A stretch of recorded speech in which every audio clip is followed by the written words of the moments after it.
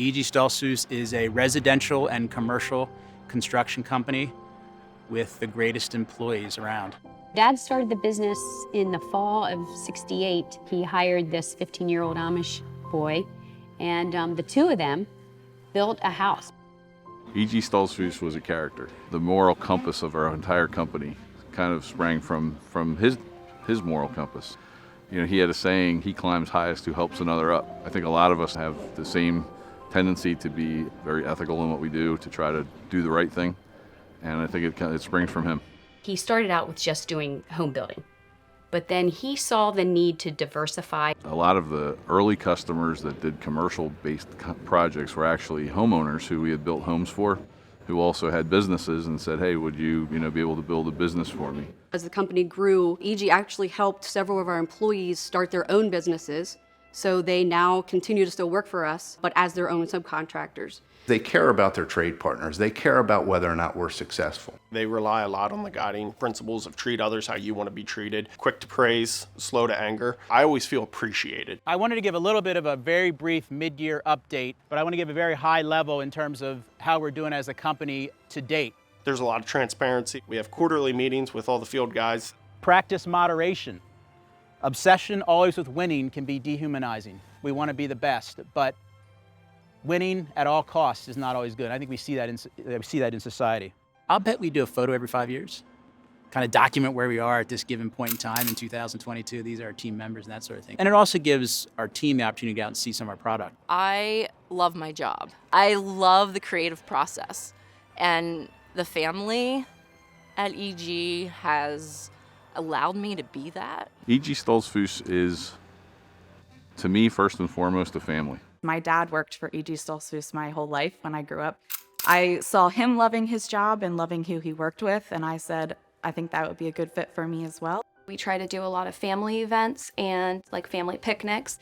A lot of people's kids are friends and know each other, and so we build community that way. And then with our neighborhoods, our actual home communities, by putting walking trails and meeting places and common ground where even neighbors can be together in their neighborhood community. Our last neighborhood, nobody even knew each other's names, so it was such a pleasant surprise that our street became so close so quickly. One of the very first interactions I had with one of my managers was there was a gray area, if you will, with a project that could have went either way. So if I was looking merely at profit, I could have swayed it to go EG's way.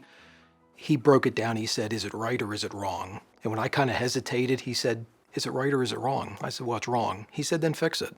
And that went in the customer's favor. That's kind of when I knew I was at the right place. In 2012, when Dad and Mother both died, my sister and I suddenly had to make a decision about what to do with the farm.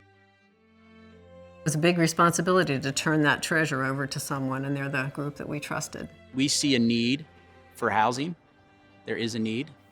And we try and work within the boundaries of what that means here in Lancaster County. And I think an example of that is Thomas, because certainly there was some neighborhood opposition to that project. There's got to be a balance. It seemed like a genuine concern about how is this land going to be developed? Is it appropriate? Is it environmentally sensitive, and those kinds of things. And so that was a big part of choosing EG, and we feel like they've done that so well. One day we got an email from Colleen, and she said, "Hey, one of our trade partners has an employee that approached us about possibly doing a project for him." We're having an addition built on so that Miles can have a handicapped bedroom and a handicapped bathroom, and so we can get him into the house easier. We're moved by their story and can't say no to this opportunity. They're really thoughtful of our time and what we need and any adaptions that we need. We've had a lot of donations from trade partners. We have employees donating their time. No, we wouldn't have been able to make this happen any other way, for sure. It all goes back to my dad, the founder, EG, who always wanted to give back to the community, both locally and abroad.